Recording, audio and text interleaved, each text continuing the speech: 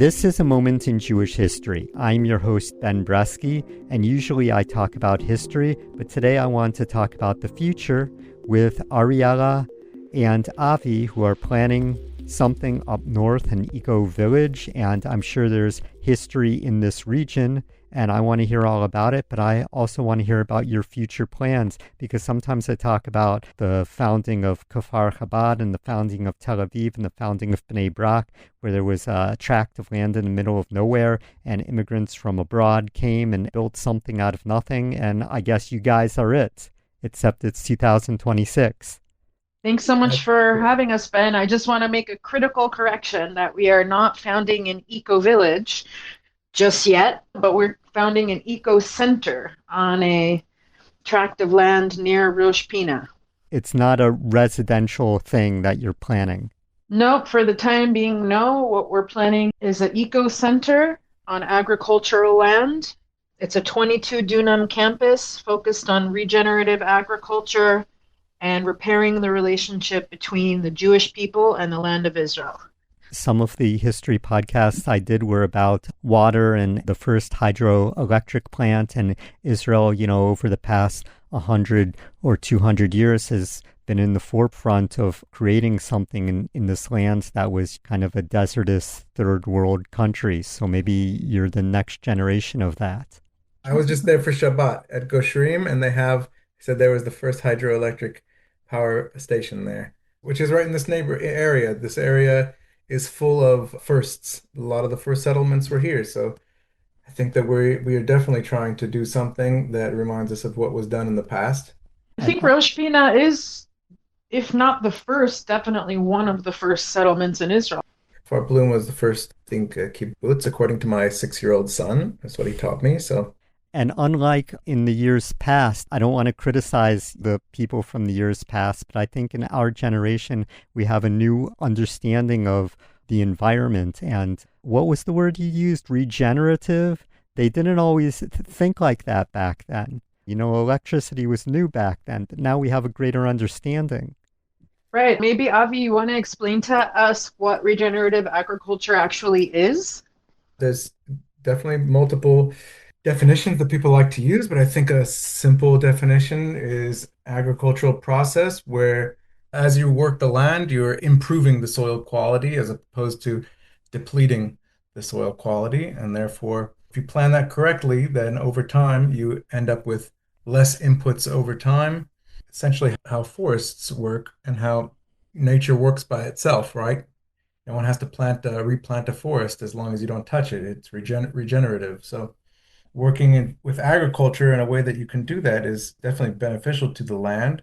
Working with classic agricultural processes over time can be very harmful. I mean, about the Dust Bowl in America, that's what happens with these practices. And in Israel, there has been very little movement towards regenerative agriculture, although worldwide there's big movements towards it. There are some organizations trying to push it heavily in Israel, but it's hard to convince people that it should be done or that it could be done in a way that's cost efficient or that can be done in commercial scale. It's not keeping us down. We're pushing forward. And today is Tu Bishvat, which is the new year of the trees. Maybe we could tie that into this day. Wow. I was just outside right now working in the garden and fertilizing, and it's amazing how Tu Bishvat today, and I'm literally watching the almond blossoms open up and the peach blossoms on some of the trees I have opening up. The land of Israel and the Torah are one and the same. They're meant to be together.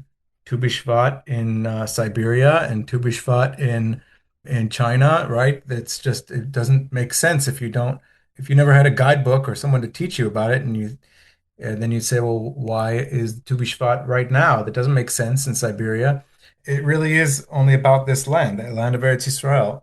And I think that there's a bit of a disconnect. I think that that's something that should be in Israel, we should be not proud of, but we should be mamash putting that on a pedestal and yelling it from the mountaintops, like, look how special this is and look how amazing this is here.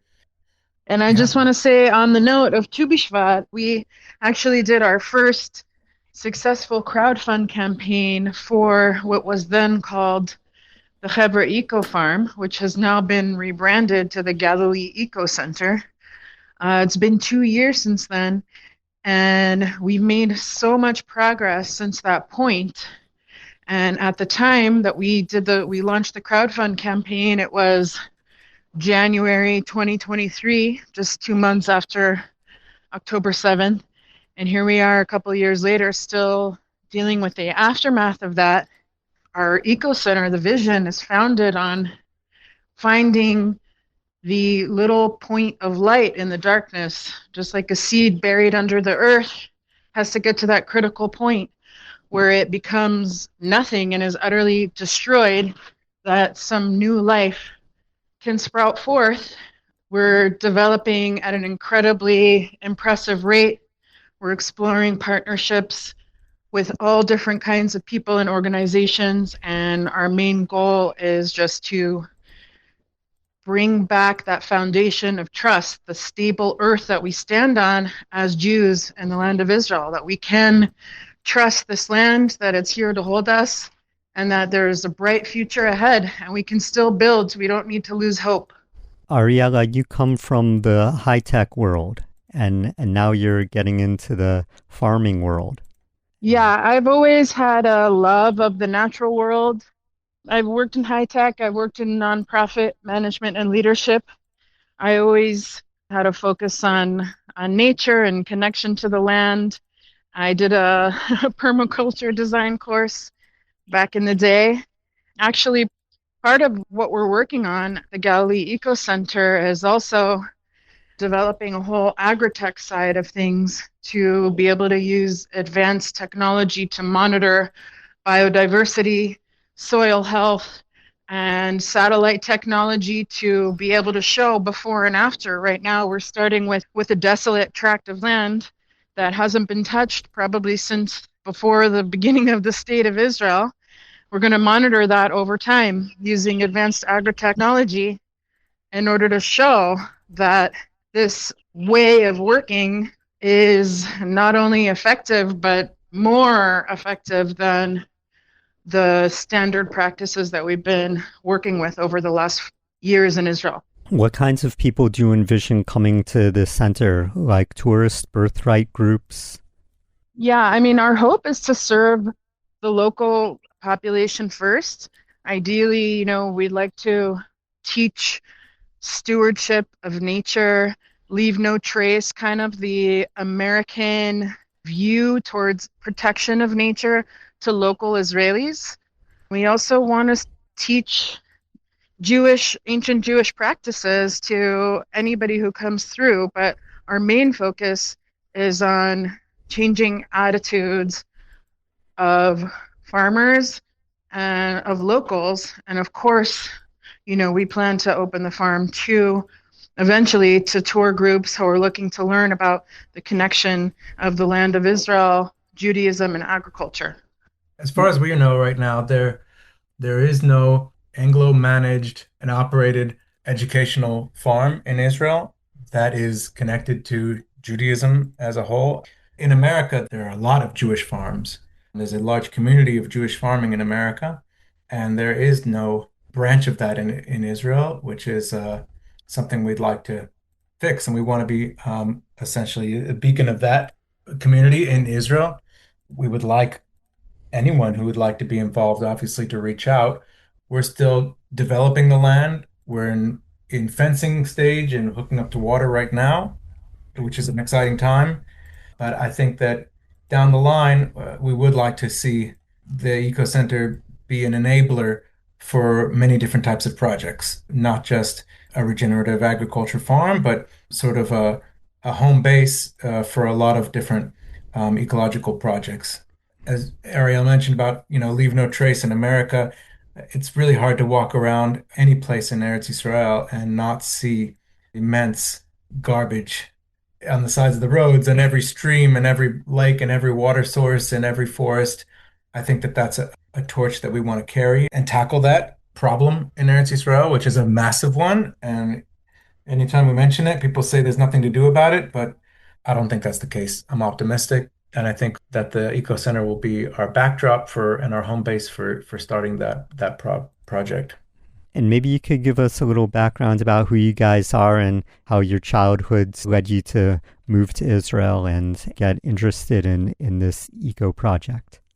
I was born in Memphis, Tennessee. I grew up mostly in Norfolk, Virginia. I also lived in Omaha, Nebraska, and St. Louis, Missouri. My dad was a pulpit rabbi, Orthodox rabbi. And when I came to Israel originally for yeshiva, like most Orthodox high schoolers, I was not very connected to the land whatsoever. I was hardly even what I would call Zionist. I was just here because that's what everyone else does.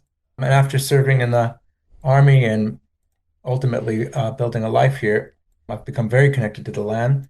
Myself and my wife had a secondhand store in Nachlaot, Trumpeldor Vintage Clothing, which was very much a community center. I think that ever since that store closed, I personally have felt a lacking of community from that. And I believe that from building that community around the store and being in that community, it definitely has caused me to now want to do more towards building community, not just living life and going to work every day, but actually creating some community.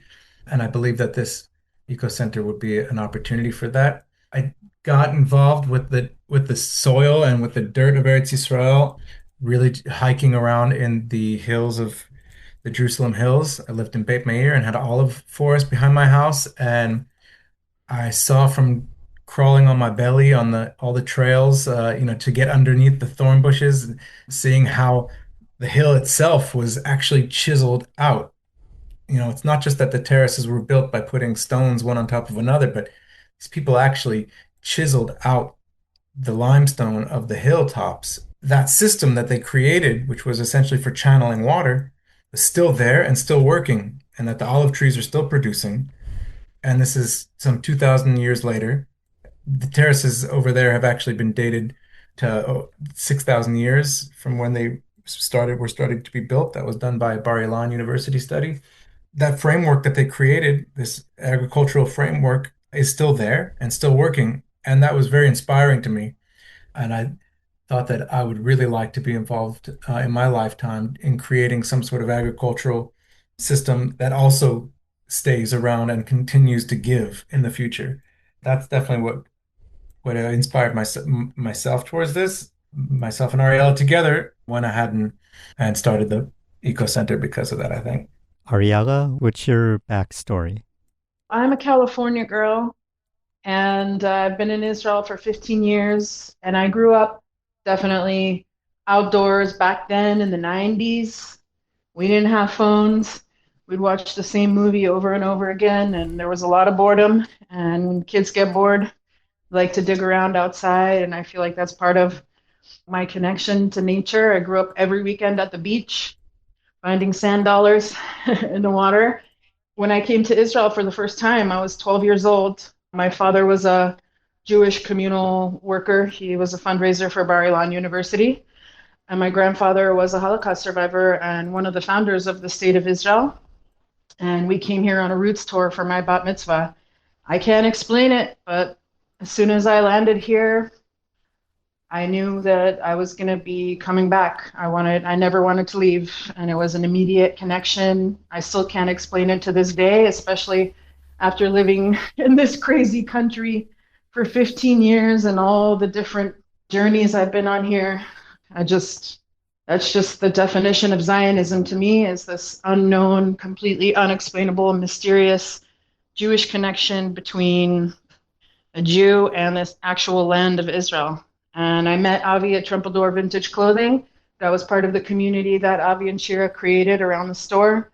Together, we, dreamed up this vision of trying to be like the original settlers of the land of Israel and imagining a better future for ourselves and for our kids. And we've been on this journey for many years, looking for land, trying to lead, a group of people, a community, trying to establish, like you said, an eco-village, some sort of intentional community. This is the first step. We purchased this plot of land with the intention of building something meaningful around it. Okay, Avi Friedman and Ariella Solomon, I appreciate you coming on, and maybe you could give us some more information. I also, because I know a lot of your listeners and your audience as a history podcast, Two things I just wanted to mention that was interesting. We're right next to Yesodamala. Yesodamala being one of the early farm settlements in Israel that had to fight essentially in order to build on their lands because the Ottomans didn't let them build. And it was only when Baron Rothschild came to visit Israel that he actually went and essentially paid off the Ottomans to be able to allow them to build housing there for the farmers. And I think that again, that this is something that I'm glad to be a part of in order to start addressing that. I think there's a lot of people like us. I think there's a lot of people like us who want to do this kind of work, who want to connect to the land of Israel, who want to work the land, who want to, sit under their grapevine and under their date tree. I think that by us exploring this right now and dealing with this type of bureaucracy and these sort of the red tape, I hope that we'll be able to start figuring out how to open that up and cut that red tape for others doing this in the future. And the second thing I just wanted to mention was that I know you speak a lot about early Zionism and pioneers. And I think that it's a shame that, and I think you might agree, that the word Zionism has sort of been stolen from us, right? Around the world, the word Zionism right now is sort of a dirty word, which is a shame. And I think that we would like to hopefully be a part of the rebranding of Zionism in terms of defining it not as a political movement, not as a religious movement, not as any affiliation, but rather being able to define Zionism as simply the undescribable connection of the Jew to the land of Israel. It doesn't have to be connected to a party or a group or a religious background. It's just an undescribable connection that a Jew has to the land of Israel. That's what Zionism is. I think that that's something we stand for, and we're going to hopefully try to push on our land. And you can find us at Galilee-ecocenter.org. And we are also on LinkedIn, Facebook, and Instagram. And we have an active WhatsApp community. We've had hundreds of people reach out to us since our initial crowdfund campaign, like Avi said, people who want to be involved in working the land of Israel. We definitely want to take people along on our journey. And we're happy to be in touch and hear ideas. And for the moment, we're currently fundraising for the coming years, 26, 27, 28. We're looking for visionary partners from Israel and from America who are aligned with pluralistic Judaism, Jewish farming, and repairing the relationship between the Jewish people and the land of Israel. So please reach out. If you have any ideas for us, we'd love to have you be involved. Okay, thank you very much. This has been a moment in Jewish history. Thank you for listening, and Shalom.